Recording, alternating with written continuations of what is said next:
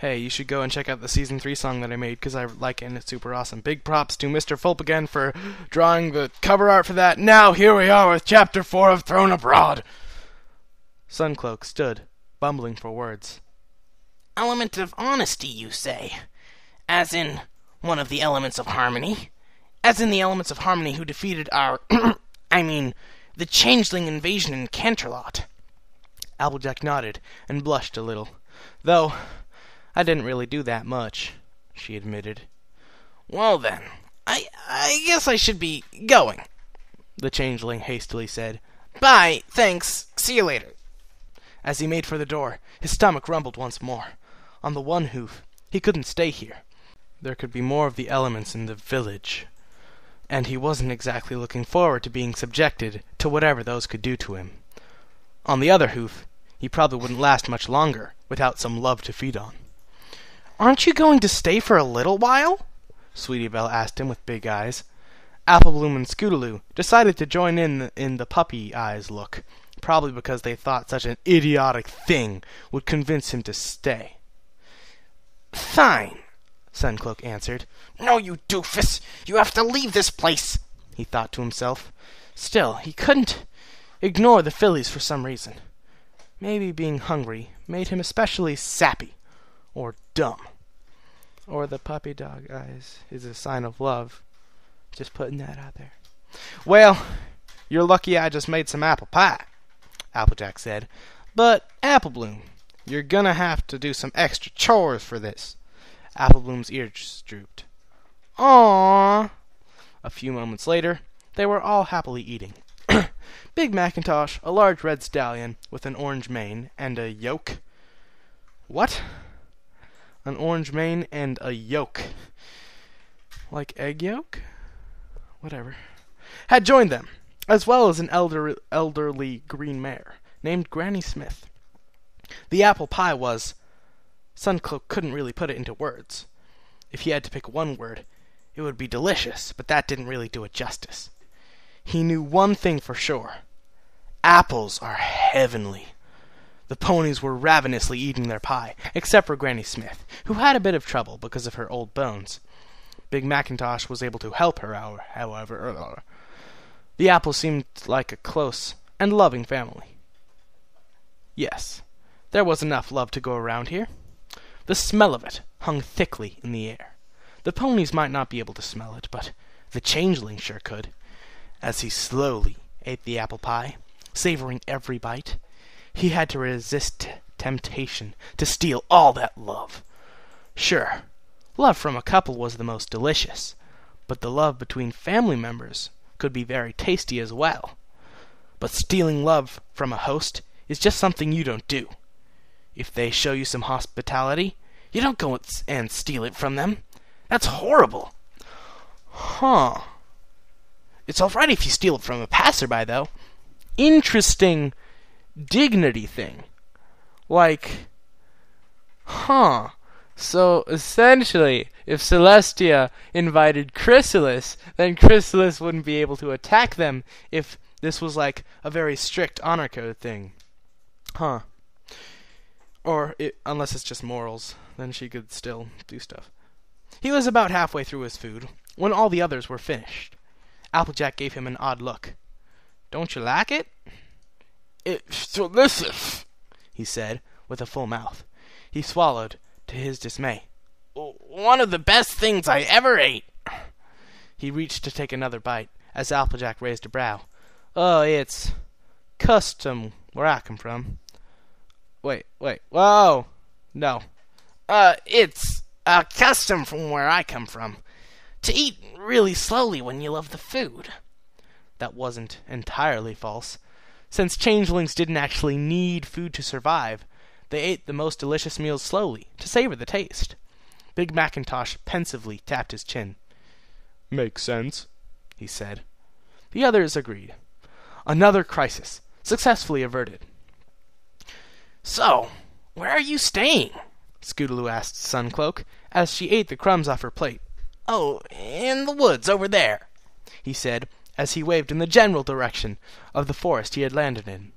The ponies let out a gasp and stared at him with wide eyes. except Granny Smith, who had dozed off and was snoring. "You're sleeping in the Everfree Forest?" Applebloom asked him. "That's really dangerous," Applejack added. Big Macintosh nodded in agreement. "Well, I'm only sleeping at the edge of the forest," Suncloak offered in defense. "Really, I am doing fine." "Yeah, and then a manticore eats you, or you get turned into stone by one of those cockatrices," Scootaloo countered. "You mean cockatrices?" Sweetie Belle corrected. Scootaloo dismissively muttered something about dictionaries. "It's no big deal, honestly," Suncloak retorted. Actually, manticores and cockatrices sounded incredibly scary. So was being around an element of harmony, but at least she didn't show any interest in tearing him to shreds. Yet. Element of harmony? Tearing to shreds? How did you fit those in the same sentence? We can't let you stay there, Applejack said, as the others nodded in agreement. Well, Granny Smith more than likely just nodded because she was sleeping in her rocking chair. But we don't have a spare room. A light bulb went off in Applebloom's head. Maybe we can let you stay in the barn. Enough space and you can probably improvise a bed or something. She cast a glance towards the light bulb. I thought I fixed that, she murmured to herself. I guess that'd work, Applejack said, if that's all right with Suncloak here. Sure, he answered. Anything was better than sleeping in a forest with manticores and cockatrices and whatnot.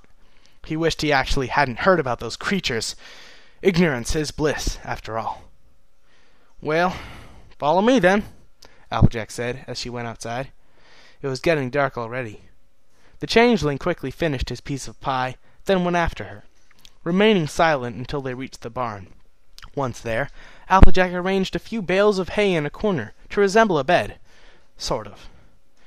I can get you a spare pillow. Just wait a moment, she said, as she hurried off. Suncloak fidgeted nervously. Of course, staying with one of the elements of harmony is a good idea, he tried to convince himself. Nothing will go wrong. Nothing at all. He stood for another moment and sighed. Oh, who am I kidding? I've got to feed and get the hay out of Dodge, or Ponyville, actually. What? I've got to feed and get the hay out of Dodge, or out of Ponyville, actually. I don't get, why did he say Dodge, and why is it capitalized, apparently? That's a city or something. That's really perplexing. I am really confuzzled about this. Bamboozled, if you will. Applejack returned with the pillow. Well, it ain't much, but... She trailed off, not wanting to be a bad host. It's fine. Thanks, the changeling told her. Thanks wasn't exactly a word he had ever counted on using. Then again, being banished, thrown miles away, and ending up close to one of the ponies he should probably consider his worst enemies, could do strange things to anyling. I think I'll go sleep then. Applejack nodded. Good night, Suncloak, she said, as she exited the barn and closed the door. Good night, Applejack, he echoed after her. A few moments after she closed the door, he started hyperventilating. Oh, by the holy hooves of Queen Chrysalis, I'm done for, he wailed. They're going to catch on at some point and then blast me with the elements or call Princess Celestia. One of these days, bam, zoom, straight to the moon. He threw off the cloak and sunglasses. He probably wouldn't be bothered now anyway. He sat down and chewed on his front hooves. He managed to calm himself down, after more wailing than he'd like to admit, and a few additional holes in his hooves. What? Okay, then. Now he could notice a peculiar scent in the air. It hung loosely around him, and smelled a bit like... love? Odd. There wasn't any pony around to give love, but there was still a bit of love hanging around. The changeling's horn glowed softly as he took it in. It wasn't much, but at least it was enough to still his hunger for a little while. He draped the cloak over the bed as a makeshift blanket and set the sunglasses aside. He could go to sleep, for now. The pony seemed nice enough, and didn't seem to suspect anything of him, and considering the level of intellect they had displayed, it'd probably take would take them some time to realize he was a changeling, and by then he would have already left. Yeah, and maybe if I keep telling myself that, I'll be able to convince myself, he thought as he went to sleep. Chapter 5. The door suddenly opened, flooding the barn with light. "Morning, Suncloak," Applejack almost yelled. "But we kinda need the barn." The changeling let out a loud yelp, rolling out of the bed with something entirely unlike grace, taking his improvised blanket with him. "Gah! You startled me," he called up as he stood up, quickly putting on the sunglasses to hide his eyes. Miraculously, his cloak was wrapped perfectly around him. "Sorry," Applejack said again, "but that's life on the farm for you. But look on the bright side. If you'd been sleeping in the house, I'd have woken you up half an hour earlier." She walked over to a corner to grab some baskets. "Maybe you can even help around the farm a bit." Suncloak pondered his choices. The small bit of love he was able to steal the night before had been tasty, but nowhere near enough to end his hunger. He needed to go out into Ponyville and find some lovers. Stat! On the other hand, sticking around and helping his host might help keep a roof above his head, and he'd be able to get a little bit closer, maybe steal a bit of that stray love. That is, if Applejack and her family were the source. He shrugged. Sure, why not? Because she's one of the elements of harmony, you backwards laid egg," he thought to himself. His thoughts could go take a hike. He'd rather have a little meal than take a chance and maybe get a larger meal. Applejack headed for the orchard with Suncloak in a tow. "You could try apple bucking. You don't really look all that strong, but hey, looks can deceive, right?" She had absolutely no idea. "Sure," the changeling said. "I'll give it a go." They reached the tree full of apples, or a tree, where Applejack set her down her baskets. She gave the tree a powerful buck, causing all the apples in the tree to fall down. Most of them fell in the baskets, while the rest fell on the ground. Applejack picked them up and deposited them with their brethren. The apples in the next tree wobbled every time a gust of wind passed by. "You give it a go," Applejack told Suncloak as she set down the baskets. This would be easy. The apples were more than ready to fall. Any buck would make them all go. The cloaked changeling turned around and gave a hard buck, while making sure Applejack wouldn't see any part of his body. The buck connected to the tree with a little more than a squeak from the wood. Suncloak turned around, counting on all the apples falling down. The apples stopped wobbling around. Both changeling and pony looked at the tree like they had just seen a glass of burning water. His buck couldn't have been that weak, could it? Applejack summed up both their thoughts nicely, with a simple flat, "What?" "Stupid tree!" Suncloak yelled it indignantly. Sounds like Rainbow Dash. Then turned to Applejack. "It's probably broken." "Okay," Applejack said, still somewhat surprised. "Okay. I'm sorry, my Applejack voice is terrible, and I keep on, messing up a lot because I'm super tired. Woohoo! Stay up late. Yeah. Maybe you can do something else." She thought for a moment. "Oh, I've got this book we borrowed from the library. Maybe you can go return it. Just hang on a sec. I'll get it." As she headed toward the house, Suncloak shot a piercing glare towards the tree. "Mark my words, tree. You'll pay for this," he told it. The tree shuddered, although, honestly, that could have been a particularly strong gust of wind. Applejack returned a few moments later with a saddlebag, in which rested a book. "The library's in this big tree house down near the town square. You can't miss it," she told him. He took the saddlebag and fastened it around him. "There are ponies who live in houses and trees?" he asked. Up in a tree was an odd location for a library. That'd actually be really weird. If, up in a tree there's a library, now that I think about it. See, a library being in a tree, that's a tiny bit less weird, but up in the tree, they built a tree house, but it's a library. It's what the fuck? No, it's a tree house. Not a house up in a tree, but a house inside of a tree, Applejack corrected him. Ah, yeah, see. Right, a library inside of a tree. Isn't that sort of, I don't know, weird? All that paper inside of a tree? Suncloak asked. Guess? Applejack gave him a confused look. Whatever, the changeling said. He noted that the saddlebag was doing a nice job in keeping his cloak together. I'll get going. During his walk, Suncloak had time enough to check ponies for love, or places where he could find them. He had found some signs telling him where the park was, which would be an excellent location. Mwahaha. But for now, he had a book to deliver. Sure, he still needed love, but to his surprise, he had felt more love in the air around him when he left. It wasn't as much as the night before, but it was something nonetheless. He still hadn't figured out where it came from, though. Not a single pony had noticed it, however, so it was a suitable alternative. I bet it's coming from him.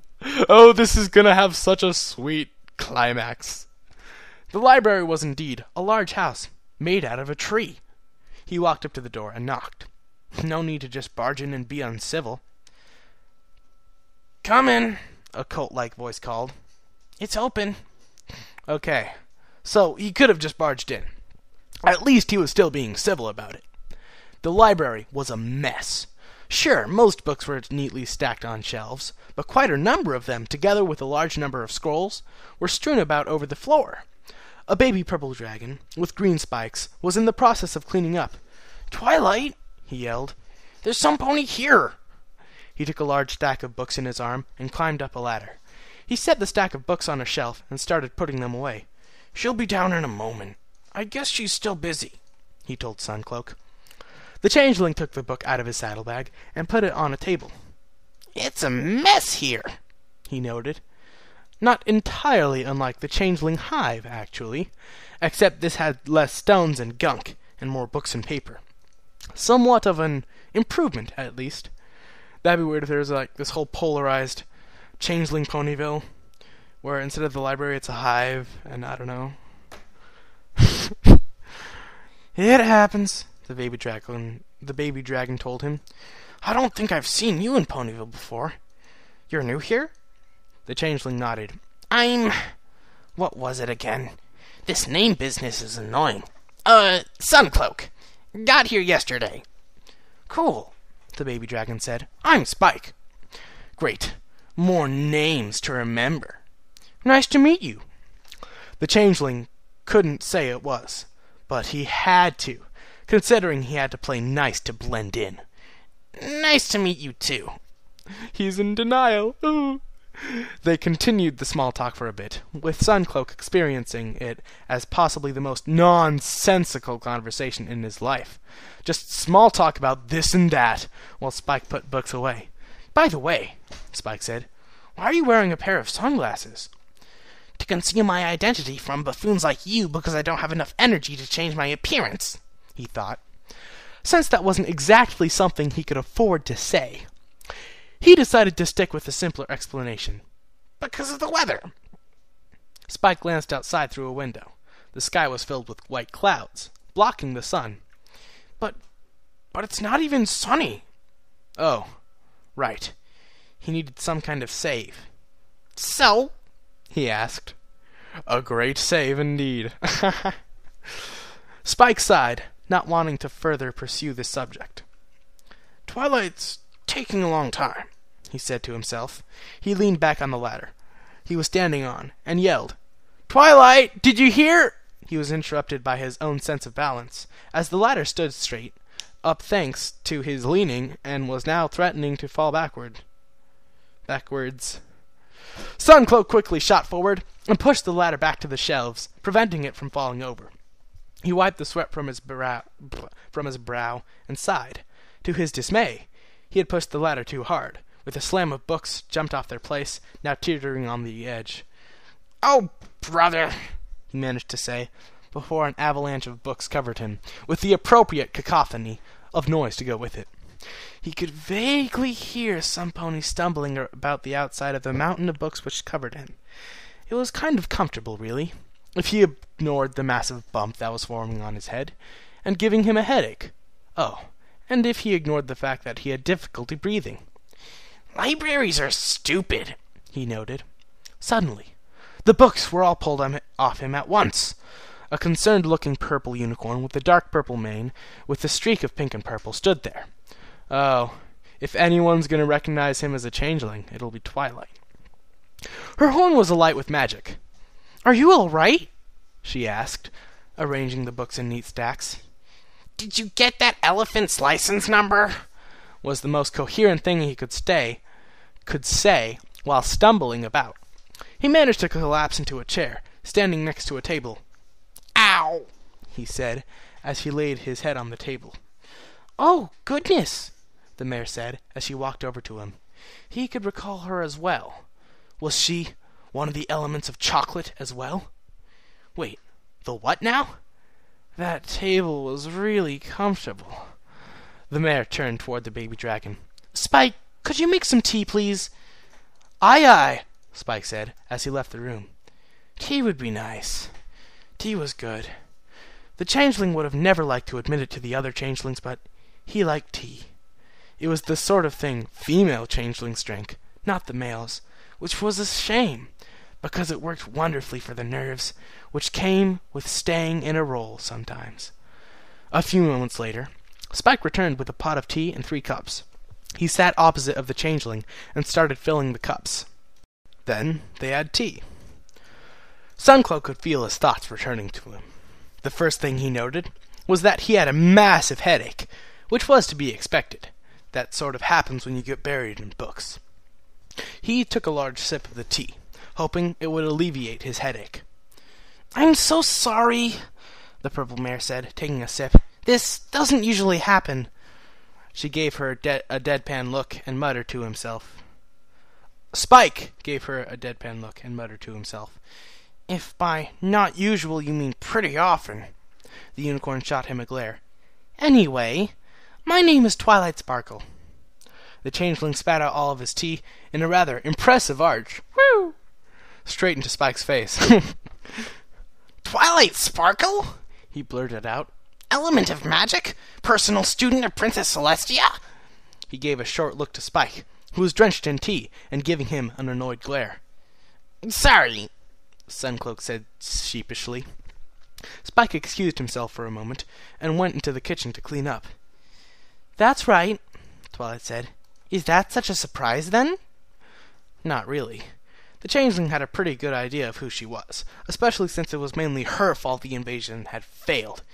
"Not my fault," Suncloak told himself. "Stupid queen. I hadn't really expected to run into some pony so, special." He wanted to say dangerous, but thought better of it. Telling ponies you just met them, and you thought they were dangerous, could be considered a faux pas. Or faux pas? You know, it means like false in French. "And, you've kind of been a hot topic all round, having foiled the changeling swarm and such." He had to make sure he didn't slip up in this conversation. Twilight Sparkle was a very smart pony, and since she was the personal student of Princess Celestia, any mistake could be less than helpful. Spike had returned, and this time didn't sit straight in front of Suncloak, but rather 1 seat to the side. "Well, we aren't exactly done with that yet," Twilight told him, as she took another sip. "Really? How so?" The changeling took another large sip. "Excellent." Maybe if he gathered some information, he could go back to the hive. Hey, that's what I was thinking. "Well, we're still finding changelings here and there. Since we don't know what to do with them yet, the princess has given the order to lock them up for the time being." Suncloak spat out his tea in a rather impressive arch. This time, he turned his head to the side to avoid spraying it in Spike's face. However, since the baby dragon had decided to sit somewhere else to avoid just such a moment, the tea still ended up all over him. "This is some kind of bad joke, isn't it?" Spike deadpanned as he went into the kitchen to clean up once again. "Oops," the changeling said. "Really? He hadn't meant to do it." It was hilarious, though, and he had trouble not breaking into laughter. Is that such a shock as well? Twilight asked him. She took a sip, whilst eyeing him critically. No time for horrible excuses. She's on to you. That changeling thought as he tried to think of an answer. I didn't know. It took me a while to get here in Ponyville. I guess I missed that bit of news. He gave her the same convincing grin he had seen the 3 fillies the day before, just to seal the deal. Twilight waited a moment, thinking. That makes sense, she said. Suncloak released the breath he had been holding, and looked at his cup of tea. Empty. The entire thing must have went straight for the baby dragon. After Spike got back, they refilled their cups, and chatted about random nonsense, mostly about what the changeling had been doing in the village. He sidestepped their questions about his past, though. Making up a backstory would have been far too much details for him to remember. This changeling is smart. Like, legit. Unlike some other changeling stories I've read. And would be too dangerous for his cover, which was already incredibly flimsy, consisting of a cloak, sunglasses, and a name. He handed over the book and made his escape before they could get suspicious. Mentally patting himself on the back, he made his way back to Sweetapple Acres. He'd done a good job hiding himself, and now he could go out hunting. But not before returning the saddlebag. It would be something he could be easily recognized by. Interesting. Not that that was a huge risk, anyway. If he got captured, he would only be locked up until further notice. Then he would probably be banished. Or actually, he had already been banished. So no matter what, he'd be banished and locked up in the place he had been banished to. Woohoo! Really no pressure. It wasn't as if his life depended on it. Okay, then. Next chapter? Alrighty then, this is chapter 6 of Thrown Abroad. As Suncloak walked on the path through Sweetapple Acres orchard, he could hear a soft sound, not entirely unlike a pony cutting a tree in half, with a saw. He looked around to check where the sound was coming from. It seemed to come from up in one of the trees. Hello? He tentatively asked the tree. Tentatively asked the tree. The sound stopped for a second, then continued. The changeling climbed into the tree. His curiosity piqued. Maybe some sort of beast had made a home in the tree, stealing apples. The ponies would certainly warm up to him if he scared it away. See? Does he want love for food, or does he want social peer approval? I really am liking this, because it's like, I don't know. It's about the different basic psychological needs. Is it the primary one or the third one, which is like food and, there's like 5 different needs or whatever? I don't know. But yeah, I learned about it in social studies. Yeah, school. Okay. That was... The ponies would certainly warm up to him if he scared it away. I'm really tired, so I'm rambling. As he stuck his head through the branches, he could see something blue. The sky? No. The sky was cloudy today. Something else? Something fluffy brushed his cheek. What in he started to say, before the same fluffy thing streaked across his face. Oh dear. This sounds like Pinkie Pie. What was... He paused a moment for breath. His nose felt ticklish. He tried to say, again, as he took a deep breath. Achoo! He sneezed, and fell backward out of the tree. He hit the ground with a hard thud, landing on his head. The other thing fell out of the tree as well. What gives? Some pony out of his field of vision said. A cyan Pegasus with a rainbow mane, she was snoring, entered his field of vision, hovering slightly above him. She had apparently stopped herself from falling, unlike him. This was Rainbow Dash. You okay? She asked. Not particularly, but if he kept hitting his head on things, one day he might grow a unicorn horn. Wait. But the changelings have horns. Well, whatever, I guess. That'd be nifty. Wait, seriously? It'd be nifty? That suggests he doesn't have a horn, which he does, and he can use it for magic. Ow! He said, before standing up. Huh, Rainbow Dash said, looking at him. Are you new in Ponyville? The changeling nodded. I'm Suncloak. I got here yesterday, he told her. Nice pair of sunglasses, she complimented him. I got the same pair, but I lost it yesterday. No kidding. Guess where it was? Why are you wearing a cloak, though? Oh, right. Ponies don't usually wear cloaks. A clever excuse was in order. Oh, Suncloak started. I have a skin condition. Before Rainbow Dash could say anything else, he continued. Really bad. All blackened skin and nasty holes everywhere. You wouldn't want to see it. Now that was a gigantic lie.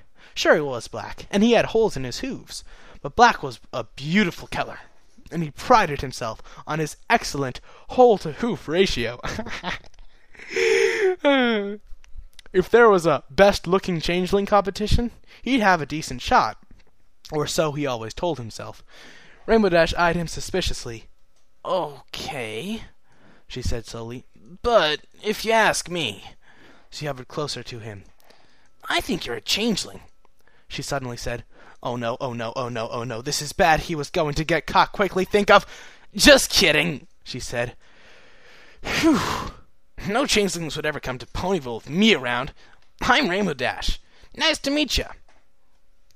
Nice to meet you, too, he said, with an awkward smile. No, it wasn't nice to meet her. She scared the living daylights out of him. So, what are you doing in that tree? He asked her. Oh, I was napping, she told him nonchalantly. Well, until you came along. You were full napping some filly? The changeling gave her an odd look. That's what napping was, right? You don't know what napping is? Rainbow gave him the same odd look back. Oh, now he'll learn to appreciate the pony culture. It's not full napping. It's, when you nap, you just lay down somewhere in the middle of the day and go to sleep when you're tired. What a strange concept. At least for changelings it was weird. Changelings were busy all day, whether they were doing a job in the hive or harvesting love. There was always enough to do in the hive, and harvesting love meant getting as much as possible in a short amount of time. The shorter you were imponicinating a pony, goddamn it, the less likely you were to be found out. So it was usually a race to eat your fill as fast as possible, then return to the hive for other work. Sleeping during the day? Unheard of. But apparently, these ponies did it. I can't believe you've never heard of napping, Rainbow Dash said, stupefied. I thought every pony knew what a nap was. Then again, Suncloak wasn't a pony, but she didn't know. How have I not heard of this before? The changeling pondered. Didn't I learn anything from all the time I spent transformed into a pony? This napping thing was very interesting, especially now that his headache was starting to come back. A nap doesn't sound too bad at the moment, he said, slowly, towards the blue Pegasus. A nap never sounds bad, she told him. Just, lie down or something. And sleep. That's how you nap. It's easy. She flew back up to the tree she had fallen out of. I gotta continue my nap. I'm on a schedule here. Suncloak looked at her as she disappeared into the tree again, then looked at the ground around the tree. A nap, eh?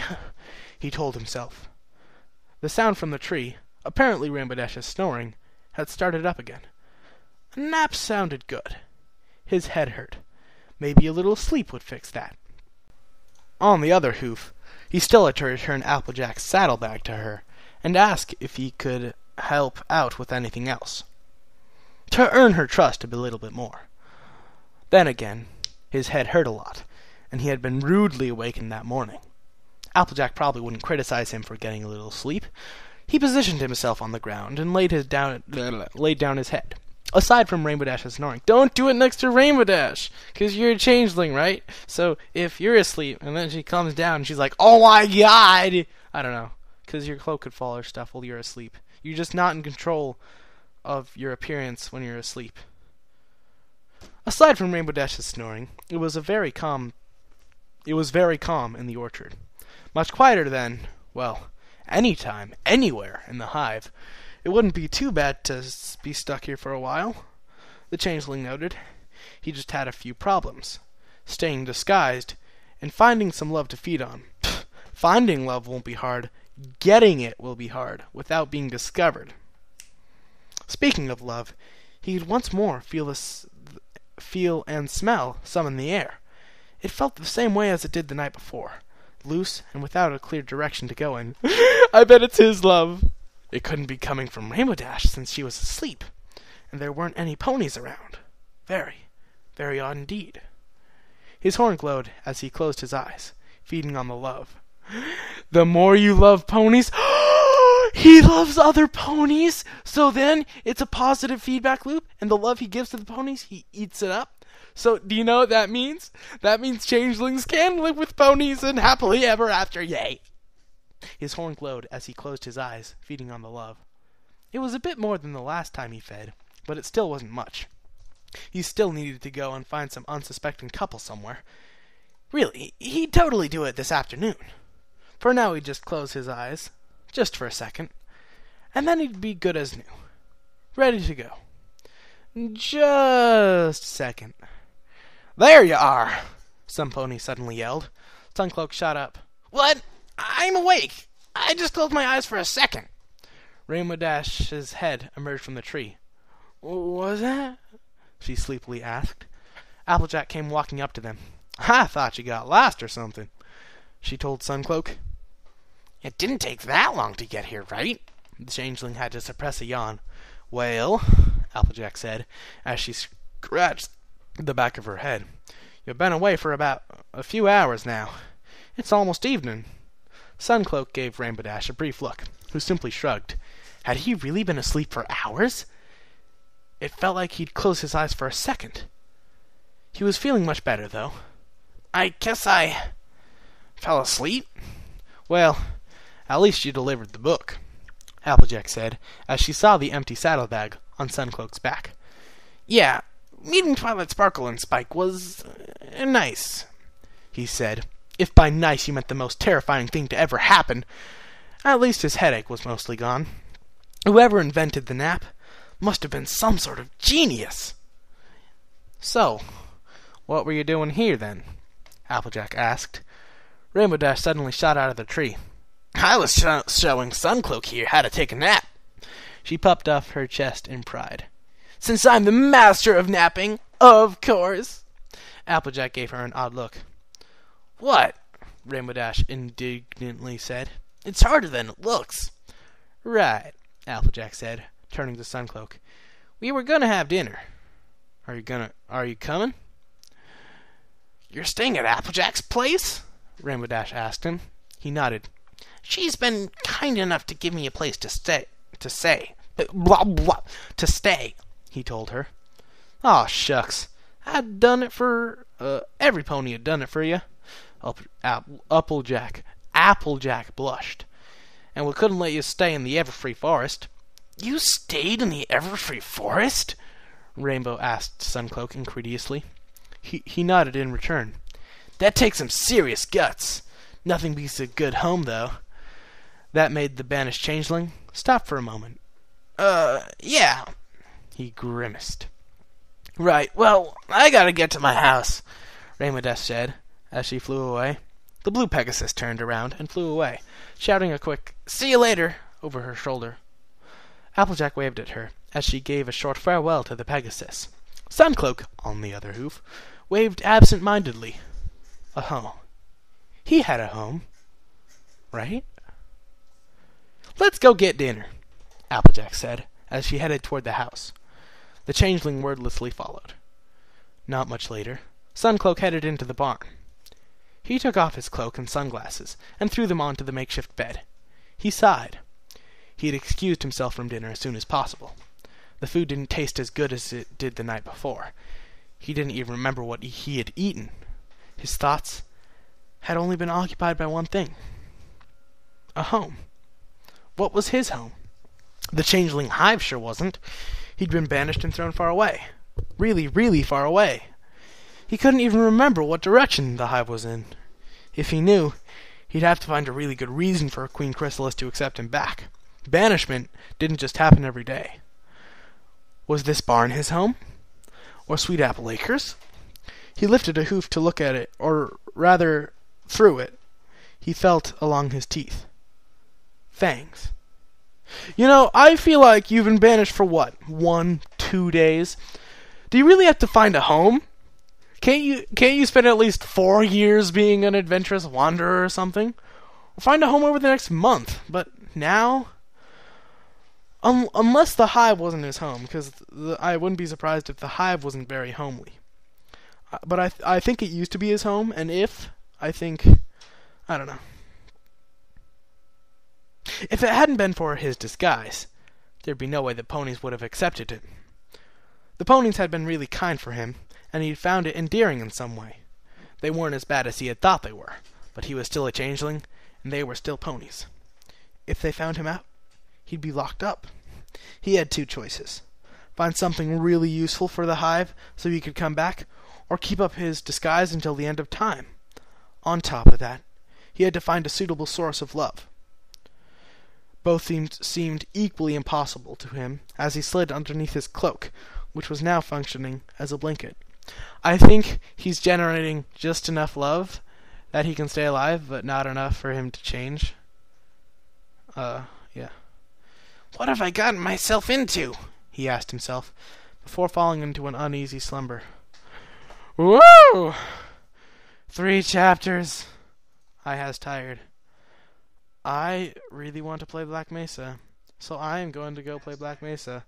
I see that the 3 viewers that I had, all are gone. Oh, but I have 1 viewer, maybe? Well, anyways, I'm going, and I'm not... Yeah. Okay, every pony. See you tomorrow.